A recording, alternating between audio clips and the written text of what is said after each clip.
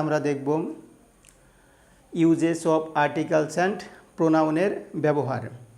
বিভিন্ন সেন্টেন্সে আর্টিকেল এবং প্রোনাউন কিভাবে ব্যবহৃত হয়, কোন জায়গায় আমরা সঠিকভাবে প্রোনাউনের বিভিন্ন রূপ ব্যবহার করতে পারি, সেগুলো নিয়ে আজ আমরা আলোচনা করব। চলুন প্রথমে আমরা একটা উদাহরণ দেখব।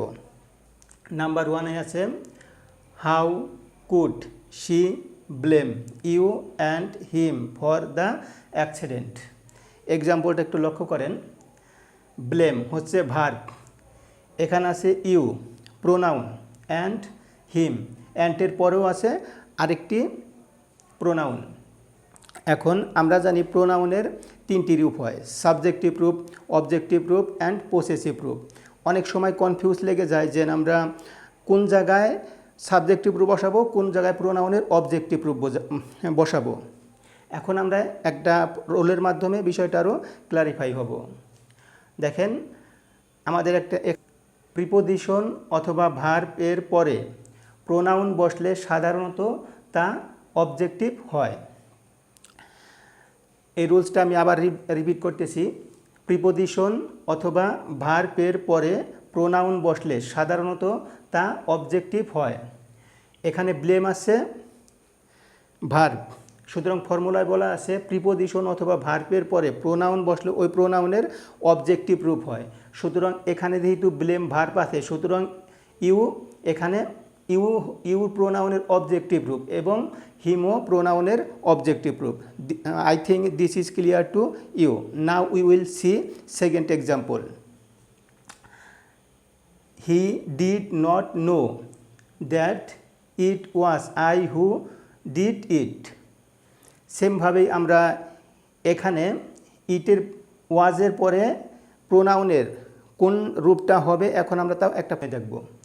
বাক্যে টু বি ভার্ব, একটু লক্ষ্য করেন, বাক্যে যদি টু বি ভার্ব থাকে, তারপরে অথবা অ্যাস থাকে অথবা দেন থাকে, এরপরে সবসময় প্রোনাউন এর সাবজেক্ট হয়।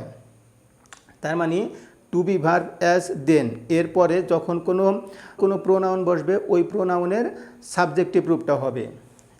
ইউজ অফ আর্টিকেলস অ্যান্ড প্রোনাউন্সের আরেকটি উদাহরণ দেখব। প্রথমেই আছে I was late because of the traffic lights which were dim. উদাহরণটা একটু লক্ষ্য করেন। এখানে হুইচ, এখানে প্রশ্ন থাকতে পারে আমাদের মনে, এখানে আমরা হুইচ কেন ব্যবহার করলাম। হুইচ কেন ব্যবহার করলাম এটা একটা নিয়মের মাধ্যমে হয়েছে, এই নিয়মটাই আমরা এখন দেখার চেষ্টা করব। এখানে হুইচ ব্যবহারের কারণ হচ্ছে হু অথবা হুইচ অবশ্যই তার পূর্ববর্তী নাউন অনুযায়ী বসবে, এটা একটা নিয়ম। সুতরাং দেখি এখানে আমাদের রুলসে বলাই আছে হু অথবা হুইচ অবশ্যই তার পূর্ববর্তী নাউন অনুযায়ী হবে। এখানে হুইচের পূর্ববর্তী নাউন কোনটা? হুইচের পূর্ববর্তী নাউন হচ্ছে লাইটস। সুতরাং এই লাইটসের কারণে এখানে হুইচ বসেছে। হুইচের পরে আছে ওয়ার। ওয়ারটা কেন ব্যবহার করলাম? কারণ হুইচের আগে আছে লাইটস, লাইটস হচ্ছে প্লুরাল, সুতরাং এখানে প্লুরাল ভার্ব গ্রহণ করেছে। Thank you so much, thank you. One should have one's or his or her pressure checked regularly.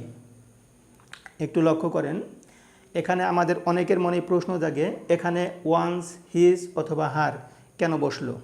এই কেনর উত্তরটাই একটা নিয়মের মাধ্যমে আমরা দেখব।